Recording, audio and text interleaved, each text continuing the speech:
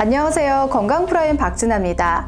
한국에서만 나타나는 질병, 직장인의 90%가 경험하는 질병이 있습니다. 바로 화병인데요.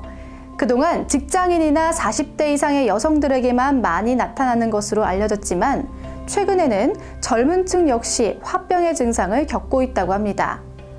헬조선, 수저계급론, 이번 생은 망했어라는 뜻의 이생망 등의 단어, 요즘 청년들이 많이 사용하는 말인데 이 화병의 원인과 무관해 보이지 않습니다.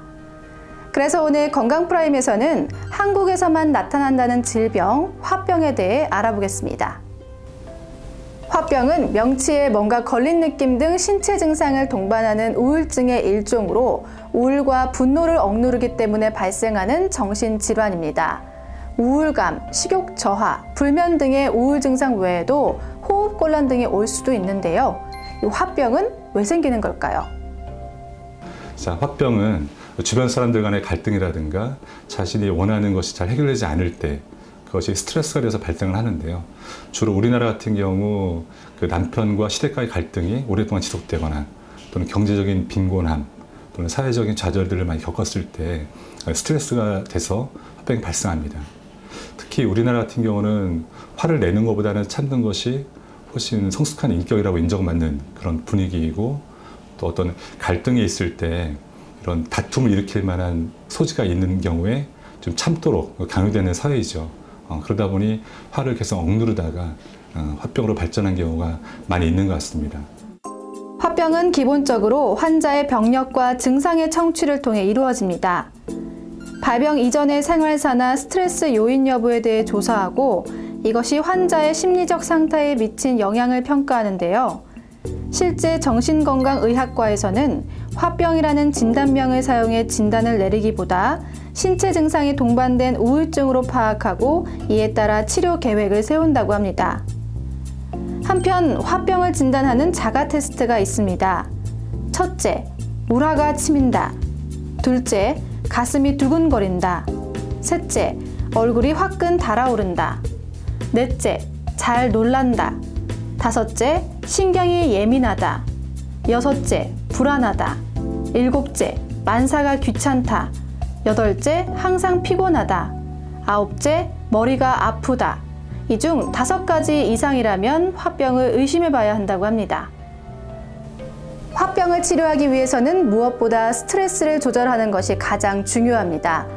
스트레스를 해소할 수 있는 취미 생활을 갖는 것이 중요하고 부정적인 감정을 무조건 억누르는 것보다는 가족이나 친구들과 대화를 하면서 감정을 조절하는 것도 도움되죠. 음식으로도 어느 정도 조절할 수 있는데요.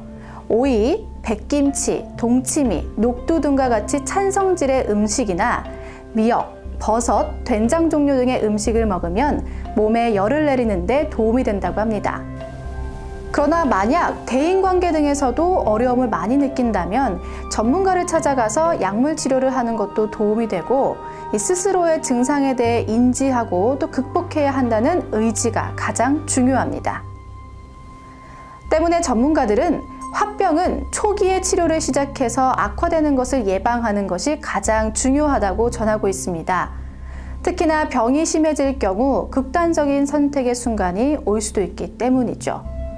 때문에 주변에서 모두가 관심 가져야 합니다. 그 화병에 좋은 음식은 주로 시원한 성질 음식이거든요. 그래서 오이라든가 백김치, 동치미, 그리고 녹두 등과 같은 그런 찬성질이 있고요. 또 미역 종류, 콩 종류, 버섯 종류, 된장 종류 같은 것도 찹니다. 그리고 그 몸에 열을 내리는 어떤 그 해물류, 새우, 조개, 오징어 등 같은 그런 음식도 좀 좋으시고요. 그리고 야채 종류, 상추 등과 같은 야채 종류와 그러니까 여름과일, 열대과일 있죠. 수박, 참외, 메론 등과 같은 그런 음식을 먹으면은 그런 과일을 먹으면은 그 화병을 내리는 데 도움이 됩니다. 참는 것이 미덕이다. 한국인들에게 당연하게 여겨졌던 말입니다. 공식적인 정신장애로 인정을 받은 것은 아니지만 미국 정신의학회에서도 화병이 우리말 그대로 사용되는 만큼 이 화병에 대해 더 이상 숨기지 말아야겠습니다. 자신의 주장과 의사표현을 성숙하게 말하는 자세, 우리가 필요한 행동으로 보입니다. 지금까지 화병에 대처하는 자세 건강프라임이었습니다.